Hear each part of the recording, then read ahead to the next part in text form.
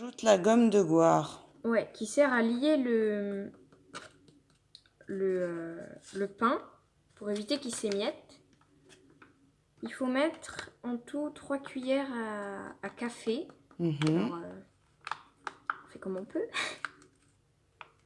C'est des petites cuillères à café quand même. D'accord. Il faut pas qu'elles soient bombées, c'est plutôt ras. Parce que si on en met trop, après, le pain, il est pas bon. Il est gluant. Ah, il est trop gluant. Voilà. C'est pour que quand tu coupes tes tranches, il ne s'émiette pas. C'est ça. Ensuite, il faut rajouter... Donc là, on a mélangé la goire. Maintenant, on va rajouter une cuillère à soupe d'huile. une Vraiment, c'est cuillère. presque rien, mais c'est important.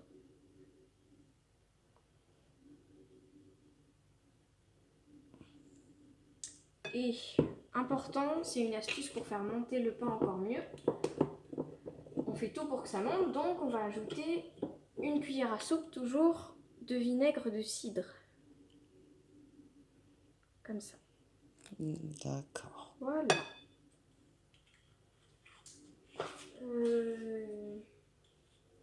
Et enfin, on peut ajouter la levure. Alors, entre-temps, notre levure... Ah, dans ces 10 minutes, la levure, elle est devenue mousseuse. elle est devenue mousseuse. Ça veut dire que ça a marché. D'accord. Sinon, il faut recommencer si ça donne un truc tout liquide. Donc là, on peut la rajouter. D'un coup, hein, pas de... Voilà. Et quand on a rajouté notre levure, il suffit de commencer à mélanger. Est-ce que tu veux une spatule spéciale pour mélanger? Non, c'est pas la peine. C'est pas la peine. On peut même faire à la main. Au robot, c'est encore plus pratique, mais là, on n'en a pas. Donc, on commence à mélanger et il n'y a plus qu'à rajouter le restant d'eau tiède. C'est 300 ml dans la recette. Alors, on rajoute petit à petit parce que ça dépend aussi des farines qu'on utilise. Ça imbibe plus ou moins l'eau. C'est ça. Donc, il faut qu'on obtienne à la fin un mélange. Alors, ça va être très collant. Mais en mettant de la farine, ça doit pouvoir se travailler. Ça doit pouvoir former une boule. Donc, si je résume bien, tu avais 300 ml d'eau. Tu t'en es servi pourquoi dans un premier temps? Alors, j'en ai pris un peu pour diluer la levure. Et le reste, je le rajoute à la fin. Très bien. Et si vous vous rendez compte que c'est trop liquide, là, il faut rajouter de la farine. D'accord. C'est quand même très collant, hein, parce que c'est sans gluten, donc forcément...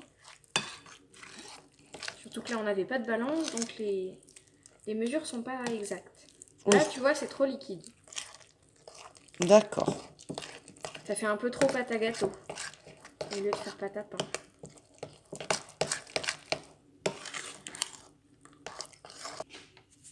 Donc là, comme elle est un peu trop collante, la pâte, tu rajoutes un petit peu de farine de riz. Voilà, et là, toujours, on y va petit à petit. C'est ça le... Oui, parce que c'est au toucher que tu vas te rendre compte et à la vue que la pâte est idéale. Voilà. Faut qu'elle puisse être pétrie à la main, en fait. Là, elle est encore trop collante. Hein. Je mets le doigt, c'est tout. Ouais. Ça accroche Elle colle trop au doigt. Voilà. Elle accroche trop.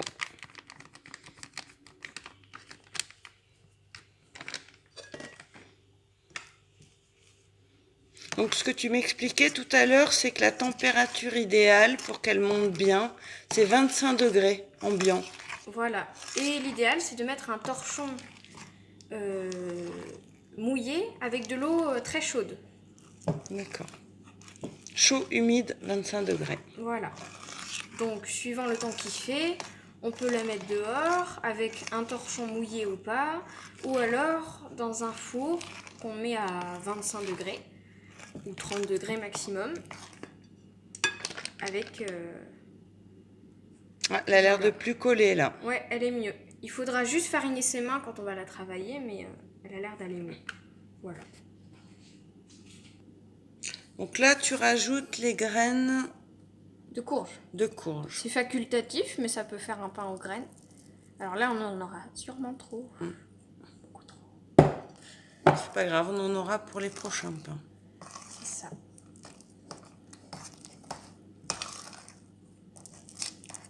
que là, on est parti pour 2 pains. 2 pains. Parce que la pâte va monter.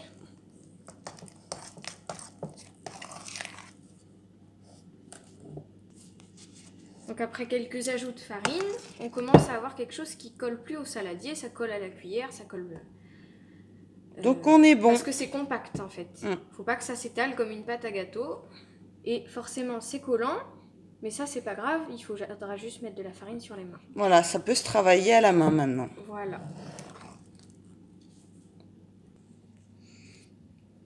C'est bon, tu fais ? Ouais, donc là notre pâte, elle est prête. On a mis les graines de courge, on a rajouté un petit peu de farine. Et la dernière étape, c'est de mettre un torchon de préférence mouillé avec de l'eau, bon, on va pas dire brûlante non plus pour pas se brûler. mais bien chaude. Bien chaude, voilà. Pour qu'on ait du chaud humide. C'est ça qu'il faut pour que la pâte lève bien. Et là, on va le laisser, alors ça dépend justement du temps, ça dépend de la levure, de la pâte qu'on utilise. On laisse pousser de 1 à, je dirais, 3 heures, ça peut aller, mais généralement ça prend 1 heure. Voilà. Donc aujourd'hui il fait 25 degrés, on va voir combien de temps ça va mettre.